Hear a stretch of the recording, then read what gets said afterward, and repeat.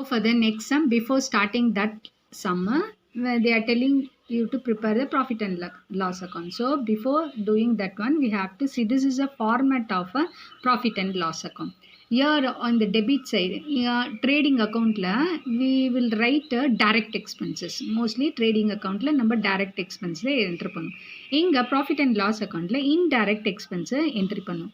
Indirect expense la all the expenses will come in the debit side. All the income will come in the credit side. Here we have a clue here. See here, expense here, expenses. So all the expense will come here and also charge in இருக்கும் பார் எங்கெல்லாம் expense charges mostly இது க்ளூவாக எடுத்துக்கலாம். க்ளூவாக எடுத்துகிட்டு பண்ணலாம். If you are discount அலவுடுனாலும் debit side நீ கொடுத்தா உனக்கு லாஸ் இல்லை. ஸோ இதை க்ளூவாக எடுத்துகிட்டு எக்ஸ்பென்ஸ் எங்கெல்லாம் வருதோ சார்ஜஸ் எதெல்லாம் வருதோ அது எக்ஸ்பென்ஸ்ன்னு நினச்சிட்டு நீ வந்து டெபிட் சைடு எடுக்கலாம். இங்கே வந்து கிரெடிட் சைடில் all indirect incomes mostly earned received if it's coming means that will be the உனக்கு இன்கம் எல்லாமே வந்து கிரெடிட் சைடில் எழுதுவீங்க. So year dividend on share உனக்கு இன்கம். பேட் டெப்ட் ரிக்கவர், பேட் டெப்ட் வெறும் பேட் டெப்ட் வந்தால் டெபிட் சைடு வரும். ரிக்கவர்னா அவங்க உனக்கு கொடுத்துட்டாங்க, கடன் கொடுக்காத நினைக்கிறவங்க கொடுத்துட்டாங்கன்னு அர்த்தம். அப்போ அது உனக்கு இன்கம்.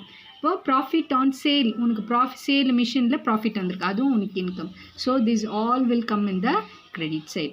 ஓகே, ஸோ நெட் ப்ராஃபிட்னு எழுதினா டெபிட் சைடு வரும். அதை பேலன்ஸ் ப்ராட் டவுன் எழுதுவேல அது மாதிரி நம்ம ட்ரேடிங் அக்கௌண்ட்டில் கிராஸ் ப்ராஃபிட் எழுதணும். இங்கே வந்து நெட் ப்ராஃபிட் ஆர் நெட் லாஸ்ன்னு எழுதுவோம்.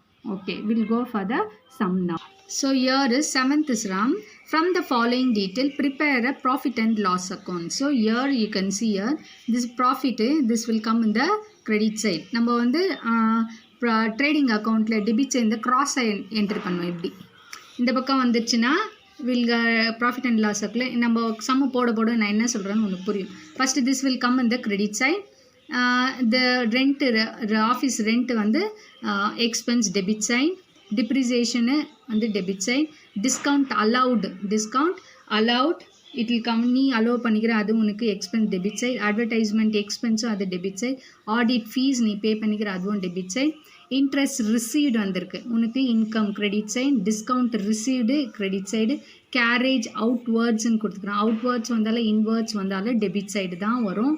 நெக்ஸ்ட் வந்து இன்சூரன்ஸ் ஆன் பில்டிங் அப்படின்னு வந்திருக்கு, அது வந்து India paying that is debit side. General எக்ஸ்பென்ஸோ டெபிட் சைட். ஃப்ரைட் இன்வேர்ட்ஸ்னு வந்திருக்கு, இது வந்து இதில் வராது ப்ராஃபிட் அண்ட் லாஸ் அக்கௌண்ட். ஏன்னா இது டைரக்ட் எக்ஸ்பென்சஸ். இது வந்து எதில் வரும்னா ட்ரேடிங் அக்கௌண்ட்டில் வரும். இங்கே வந்து உனக்கு என்ன ப்ரிப்பேர் பண்ண சொல்லிக்கிறோம், profit and loss account prepare பண்ணிக்கிறோம். அப்போது இந்த ஃப்ரைட் எக்ஸ்பென்சஸ் வராது அண்ட் ட்ரேடிங் அக்கௌண்ட்டில் தான் இது வரும். இதை விட்டுட்டு மீதி எல்லாம் போட்டால் ப்ராஃபிட் அண்ட் லாஸ் அக்கௌண்ட்டோட பேலன்ஸ் வரும். We'll go for sum now.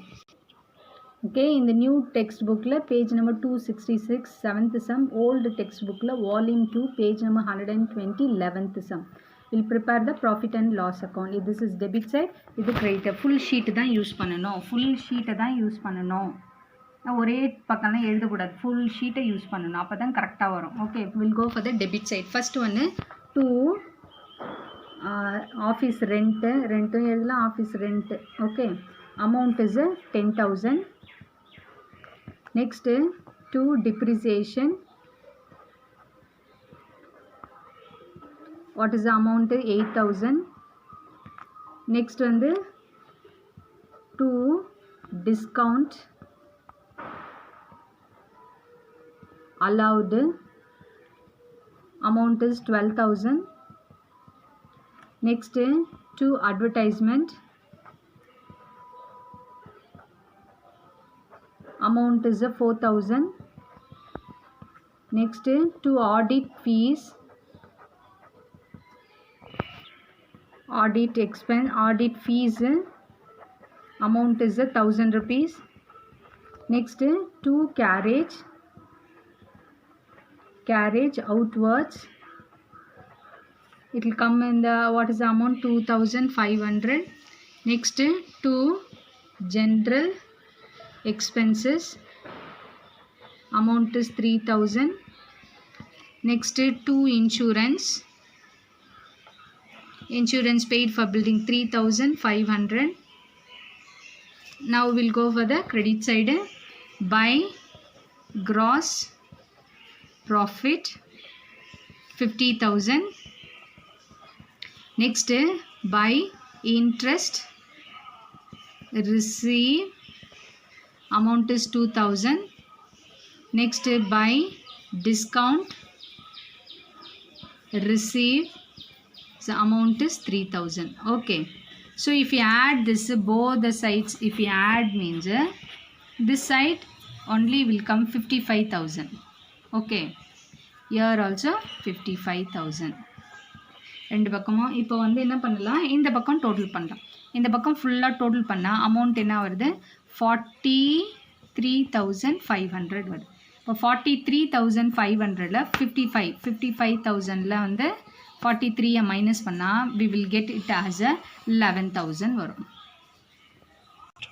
So if you add all this side, it will come as a 44,000. இப்போ 55,000ல் 44,000 மைனஸ் பண்ணால் will get it as a 11,000. இப்போ இந்த பக்கம் தான் என்ன ஆகுது, லெஸ் அமௌண்ட்க்கு, இந்த பக்கம் போய் லெஸ் அமௌண்ட்டில் 11,000 எழுதிட்டு என்ன பண்ணணும், இதுக்கு ஸ்ட்ரெயிட்டாக வந்து ட்ரேடிங் அக்கௌண்ட்டில் கிராஸ் ப்ராஃபிட் எழுதணும். இப்போ வந்து டு நெட் ப்ராஃபிட் அப்படின்னு எழுதும் இந்த பேலன்சிங் ஃபிகருக்கு. Okay, that's all.